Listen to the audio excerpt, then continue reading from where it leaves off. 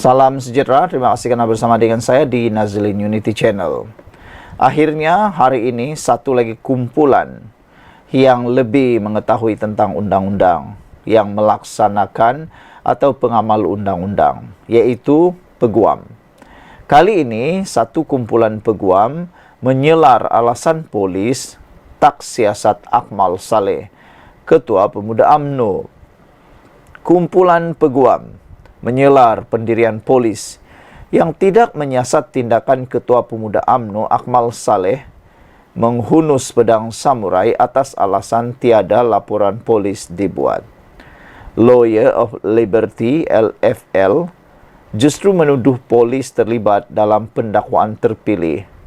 Pengarah Zaid Malik berkata tindakan itu bertentangan dengan tugas polis sebagai badan utama untuk memelihara dan melindungi ketentraman awam seperti digariskan dalam Seksyen 3 dalam kurungan 3 Akta Polis 1967. Kata beliau, ini tugas mandatori polis. Mereka tidak boleh pilih satu kes untuk kuat kuasa undang-undang dan tutup mata pada kes lain. Katanya, kegagalan dan atau keengganan untuk bertindak dalam kes Akmal akan menjadi pelanggaran tugas statutori mereka bawa akta polis, katanya. Semalam, Ketua Polis Negara Razarudin Hussein dilaporkan berkata, siasatan hanya akan dimulakan sekiranya ada laporan polis dibuat. Akmal pada 14 Mac berkongsi gambarnya memegang pedang samurai sehari selepas tersebar gambar penjualan stoking bertulis kalimah Allah di kedai kekemat. Dia turut memuatkan caption berbunyi, kami tidak akan berganjak dengan pendirian kami, biar mati berdiri daripada hidup melutut, katanya. Exco Kerajaan Negeri Melaka itu juga masih menganjurkan boikot terhadap kedai kekemat, walaupun sudah banyak gesaan dibuat supaya dia tidak terus memanaskan keadaan. Dalam kenyataan hari ini, Zaid berkata, kenyataan Razarudin itu lemah dan tidak bertanggung jawab. Katanya, polis harus menyiasat jenayah yang berlaku apabila mereka sedar. Katanya, status Facebook yang mengapi-apikan orang ramai itu diketahui kerana menjadi berita nasional. Malah sudah menjadi kebiasaan untuk polis sendiri membuat laporan polis untuk memulakan siasatan, katanya. Perkara itu, katanya, sering terjadi dalam kes melibatkan perhimpunan jalanan dan kes melibatkan akta komunikasi dan multimedia. Kenapa kali ini tidak sama soal Zaid lagi? Saudara-saudara sekalian, apa yang amat menggemparkan kita ialah apabila gerakan ini atau tuntutan ini dibuat oleh kumpulan peguam sendiri. Mereka menyelar alasan polis tak siasat Akmal Saleh. Kumpulan peguam ini ialah kumpulan Lawyer of Liberty LFL yang mana mereka mahu supaya polis membuat pendirian yang sama. Kata pengarah LFL yaitu Zaid Malik, beliau berkata, tindakan itu bertentangan dengan tugas polis sebagai badan utama untuk memelihara dan melindungi ketentraman awam seperti digariskan dalam Seksyen 3 dalam kurungan 3 Akta Polis 1967. Sekian dulu untuk kali ini. Jangan lupa tinggalkan komen Anda. Sila tekan butang subscribe. Kita jumpa lagi. Bye-bye. Salam sejahtera. Terima kasih karena bersama dengan saya di Nazilin Unity Channel. Akhirnya, Menteri yang bertanggung jawab yang kita tunggu-tunggu yaitu Saifuddin Nasution Ismail tampil memberikan jawaban berkaitan dengan dakwaan kononnya Najib mendapat layanan sangat istimewa di penjara. Ini jawaban Menteri Saifuddin Nasution Ismail. Beliau kata Najib tidak mendapat layanan istimewa di penjara. Jadi Menteri menafikan dakwaan tersebut. Tiada mana-mana individu termasuk bekas Perdana Menteri Najib Razak menerima layanan istimewa di penjara, kata Menteri Dalam Negeri Saifuddin Nasution Ismail. Mengulas dakwaan penceramah Wan Jiwan Hussein yang baru saja menghabiskan hukuman penjaranya di Kajang, bahawa Najib mendapat layanan sangat istimewa, Saifuddin berkata dia berpegang kepada kenyataan jabatan penjara. Saya pakai kenyataan jabatan penjara bahawa tiada layanan istimewa terhadap Najib. Sebab jabatan penjara yang jaga Datuk Seri Najib, pagi, petang, siang dan malam, 24 jam. Jadi saya pakai kenyataan jabatan penjara. Dan saya berpegang kepada apa kenyataan yang dikeluarkan oleh Ketua Pengarah Jabatan Penjara, kata beliau. Jabatan penjara dia ada pegawai dan dia ada blok yang khusus untuk itu. Dan mereka mengawasi Datuk Seri Najib seperti mana yang banduan lain. Yang diletakkan di penjara seperti mana yang lain. Katanya pada sidang media di Kementerian Dalam Negeri KDN Putrajaya hari ini. Dalam wawancara bersama Malaysia Kini susulan pembebasannya, Wan Ji berkata dia pernah melihat kelibat Najib ketika menjalani hukumannya. Dia seterusnya mendakwa Najib menerima layanan sangat istimewa berbeza dengan banduan-banduan lain. Kata beliau, saya biasa nampak dia tak pakai baju banduan macam kita yang lain. Dia pakai biasa sahaja, macam duduk di rumah katanya. Bukan pakai suit, tak adalah. Maksudnya dia pakai macam duduk di rumah. Saya di situ pakai baju banduan, katanya sambil menambah, Najib ditempatkan di blok istimewa berbeza dengannya. Kata beliau, memang Najib dia sangat istimewa. Dia istimewa sangat. Bukan sekadar istimewa, tapi istimewa sangat dakwanya lagi. Susulan itu, Ketua Pengarah Jabatan Penjara Malaysia Nordin Muhammad pada 29 Mac lalu memaklumkan semua individu yang menjalani hukuman penjara diuruskan mengikut peraturan dan prosedur operasi standard SOP yang ditetapkan. Sesiapa sahaja yang menerima hukuman dilayan sama mengikut peraturan ditetapkan. Ini termasuklah kepada Najib yang sedang menerima hukuman di penjara Kajang. Beliau tetap tertakluk kepada peraturan dan Akta Penjara 1995 katanya tanpa menghuraikannya.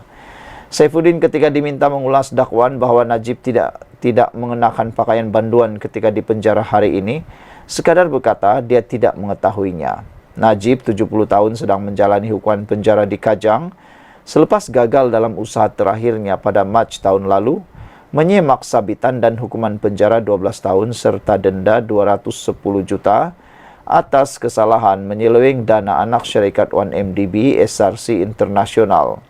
Pada 2 Februari lalu, Lembaga Pengampunan membuat keputusan untuk mengurangkan hukuman tersebut kepada penjara 6 tahun dan denda 50 juta. Dengan itu, Najib dijangka akan dibebaskan pada Ogos 2028. Bagaimanapun, dia boleh dibebaskan lebih awal atas kelakuan baik pada Ogos 2026 selepas menjalani 2/3 dari tempoh hukuman penjara. Sekian dulu untuk kali ini. Jangan lupa tinggalkan komen anda, tekan butang subscribe. Bye-bye. Salam sejahtera. Terima kasih kerana bersama dengan saya di Nazilin Unity Channel. Benarkah Najib dititah untuk diberi tahanan rumah melalui lembaga pengampunan? Persoalan ini akan dijawab di dalam ulasan kali ini. Benarkah Najib diberi tahanan rumah oleh lembaga pengampunan dalam keputusannya pada 29 Januari lalu?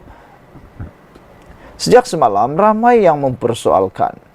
Ramai yang membangkitkan persoalan ini berikutan Najib melalui peguamnya kini memfailkan permohonan bagi mendapatkan kebenaran semakan kehakiman terhadap titah edendum atau tambahan oleh Al-Sultan Abdullah Riyatuddin Al-Mustafa Bilal Shah di Mahkamah Tinggi.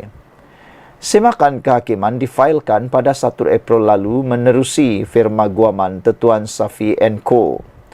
Dalam permohonannya, Najib mendakwa bahagian tambahan atau titah edendum dalam pengampunan diraja oleh Yang di-Pertuan Agong ke-16 Al-Sultan Abdullah Riyatuddin Al-Mustafa Bilal Shah pada 29 Januari ketika mempengerusikan mesyuarat lembaga pengampunan adalah dengan membenarkannya untuk menghabiskan baki hukuman penjara 6 tahun melalui tahanan di rumah.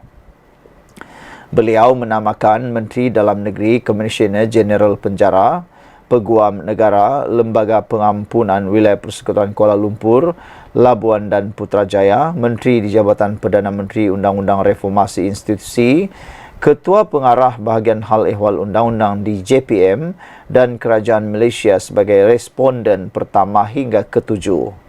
Dalam notis permohonannya, Najib memohon perintah untuk semua atau salah seorang responden melaksanakan titah Al-Sultan Abdullah itu dan dengan serta-merta memindahkan beliau dari penjara Kajang ke kediamannya.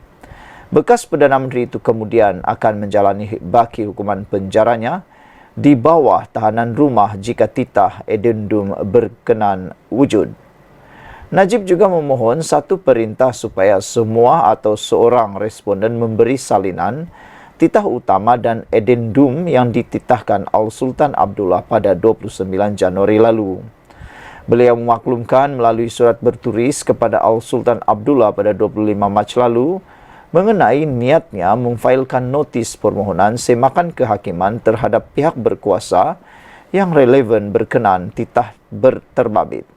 Ya, kerana pada 29 Januari 2024, Tuanku Al-Sultan Abdullah adalah yang di-Pertuan Agong ke-16 dan saya mengambil langkah sebagai rafaq sembah hormat tertinggi saya. Pada tarikh 25 Mac 2024, saya turut maklumkan perkara sama kepada Yang di-Pertuan Agong Sultan Ibrahim sebagai rafaq sembah hormat tertinggi saya mengenai perkara yang sama, katanya menerusi affidavit permohonan tersebut. Pada 2 Februari lalu, media melaporkan Najib diberikan pengurangan 50% bagi hukuman penjara 12 tahun yang sedang dijalaninya sejak 2022 sekaligus menyaksikan bekas Perdana Menteri itu bakal dibebaskan pada 23 Ogos 2028.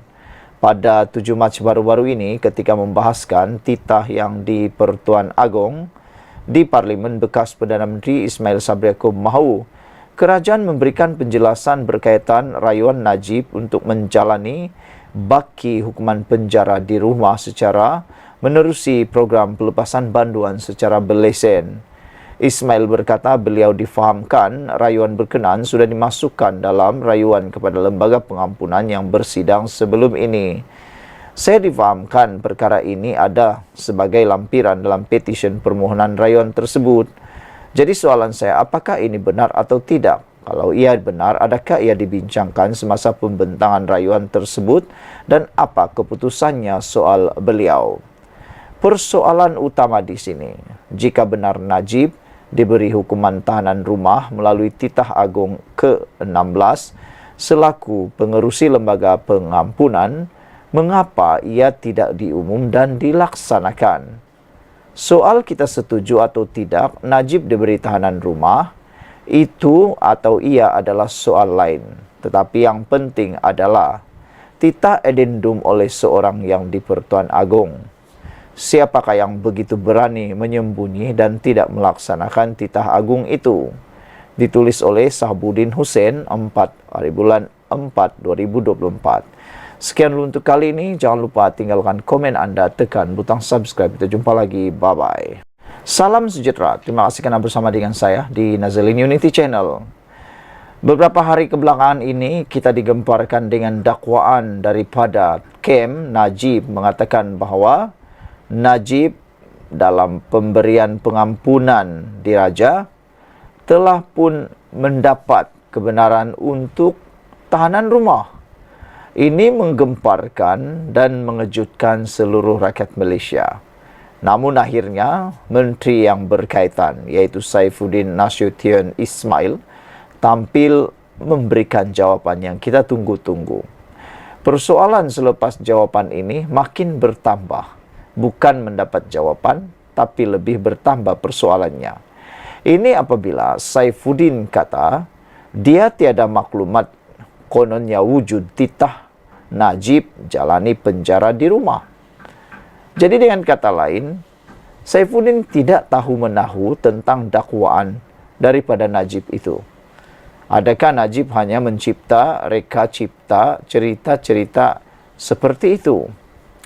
Menteri Dalam Negeri Saifuddin Nasution Ismail berkata, dia tiada maklumat berhubung bahagian edendum,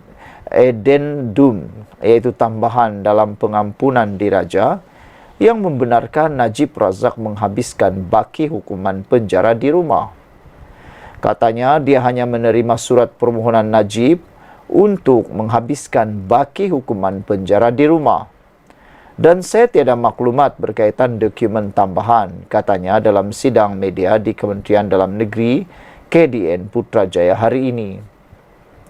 Saifuddin mengulas dakwaan Najib semalam bahawa dia memperoleh addendum dalam pengampunan diraja yang membenarkannya menghabiskan baki hukuman penjara 6 tahun di rumah. Najib semalam membuat dakwaan itu dalam permohonan semakan kehakiman yang difailkan di Mahkamah Tinggi Kuala Lumpur pada 1 April lalu. Dalam semakan kehakiman itu, dia memohon mahkamah mengarahkan Menteri Dalam Negeri, Peguam Negara, Lembaga Pengampunan, Kerajaan Persekutuan dan beberapa lagi responden untuk mengesahkan dakwaan itu. Menurut salinan permohonan semakan kehakiman itu, Najib mendakwa bahawa tambahan itu dikeluarkan oleh Yang di-Pertuan Agong pada 29 Januari lalu.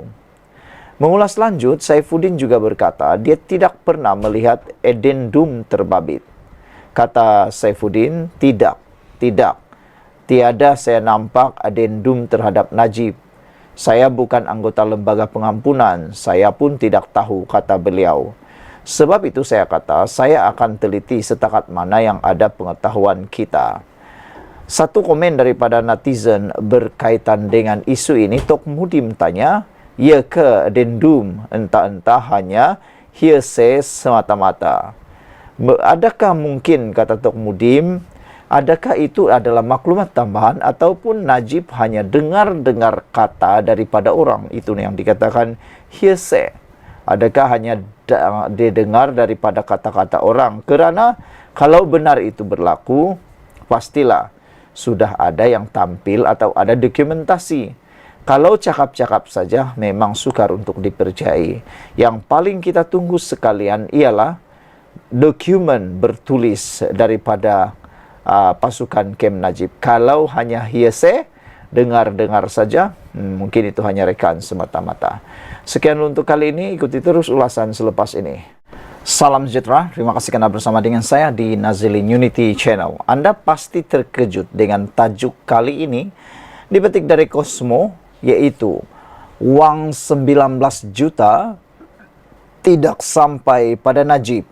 Itu kata Zarul Ahmad. Wow, nilai 19 juta bukan satu nilai yang kecil. Ini satu nilai yang sangat besar. Tapi yang mengejutkan kita, wang yang dikatakan bernilai 19 juta itu tidak sampai pada Najib.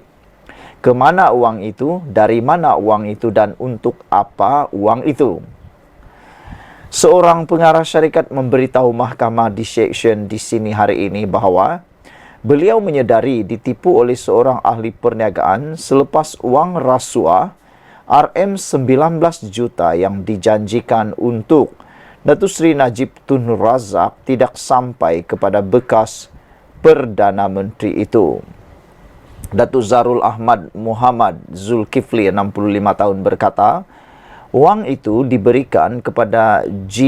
Ganaraja bertujuan mengeratkan hubungannya dengan Najib untuk jaminan projek akan datang selain melindungi perniagaannya daripada pelbagai tohmahan.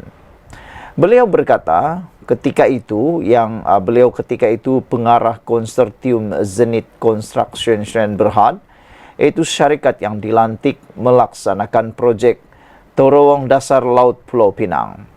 CZCSB dahulunya dikenali sebagai konsortium Zenith Beijing Urban Construction Group Sendirian Berhad.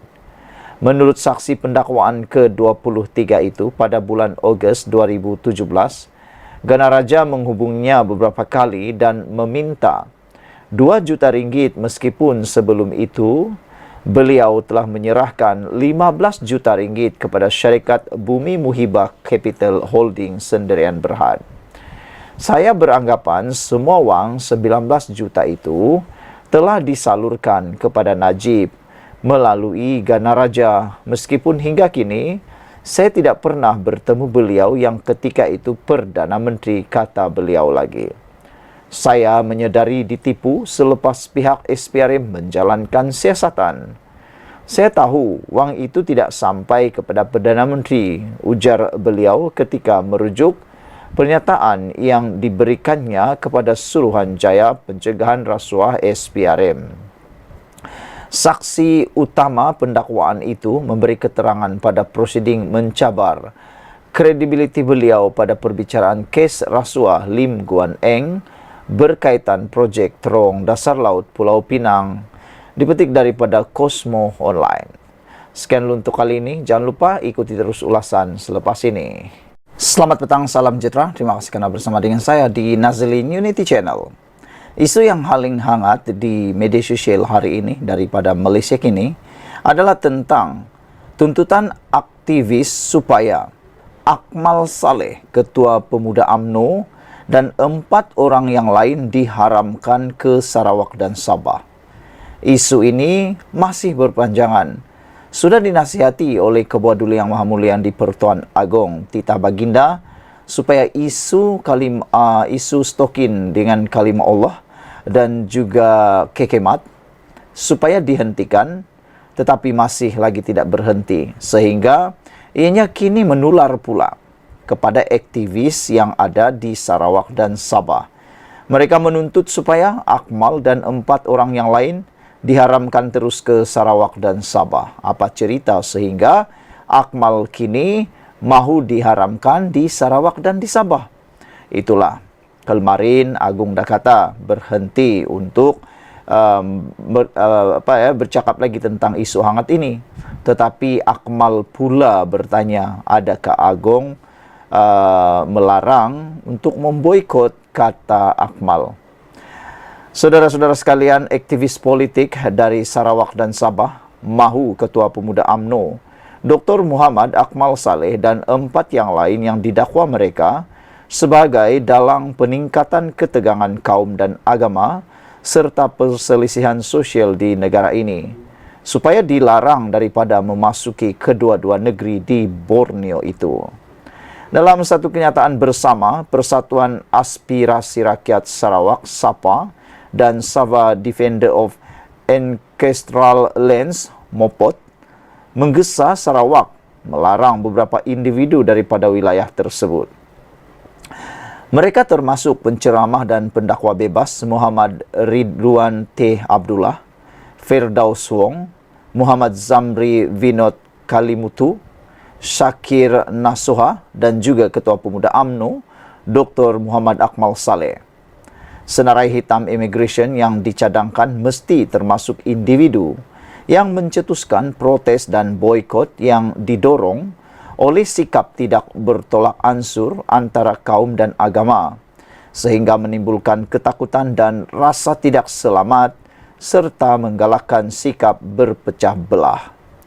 Gesaan ini bertujuan untuk melindungi Sarawak dan Sabah daripada potensi gangguan dan risiko kepada perpaduan sosial, kata Ketua Publicity dan Penerangan SAPA Peter John Jaban dan Wakil Mopot Atama Katama. Sehubungan itu, kedua-dua mereka menekankan bahawa Sabah dan Sarawak mempunyai kuasa autonomi untuk mengawal hal ehwal immigration sendiri seperti yang ditetapkan di bawah terma Perjanjian Malaysia 1963 MA 63. Sarawak khususnya sering menggunakan kuasa autonominya untuk menghalang rakyat Malaysia daripada semenanjung yang dianggap tidak diingini. Mengulas lanjut, mereka berkata, Premier Sarawak Abang Johari Openg perlu mengemas kini senarai hitam itu dengan menambah nama-nama individu yang tidak dialu-alukan di Sarawak. Ini kerana individu-individu berkenaan boleh menjejaskan persekitaran yang aman dan nilai eksklusif, toleransi dan kehormatan sosial kedua-dua negeri itu, kata mereka lagi. Saudara-saudara sekalian, Agong dah bertitah, jangan sampai isu ini diambil kesempatan oleh orang, kata mereka. Ada juga netizen yang telah bercakap. Mereka kata, tindakan Akmal Saleh untuk menegaskan dan mau meneruskan boikot bukan akan dapat kebaikan lagi kepada UMNO. Secara politiknya, ia akan secara tidak langsung mula ditolak rakyat, terutamanya di Borneo, kata beberapa penganalisis politik. Ini kata mereka apabila insiden kekemat dibom di Sarawak dengan bom petrol, itu menunjukkan satu perkara yang betul-betul tidaklah kita ingini berlaku di Malaysia.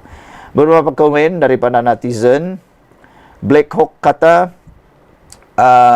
jangan sampai ada perkara yang tidak diingini berlaku di Sabah dan Sarawak, begitu juga di Tanah Melayu. Kata beliau, jangan sampai ada pula memboikot, boikot ini berterusan. Jimmy Page kata, banyak orang pernah dihalang datang ke Sarawak. Ini antara nama-nama yang besar, kata beliau lagi. Black Hawk lagi kata, sampai bila nak menjadi begini. Black Zebra kata, setuju sangat dengan cadangan ini, jangan benarkan potensi perpecahan berlaku di mana-mana negeri di Malaysia. Jangan sampai isu 3R diguna pakai dalam mana-mana parti politik maupun mana-mana cabang untuk mau dapatkan semata-mata sokongan, kata beliau lagi. Sekian dulu untuk kali ini. Jangan lupa tinggalkan komen anda. Sila tekan butang subscribe. Kita jumpa lagi. Bye-bye.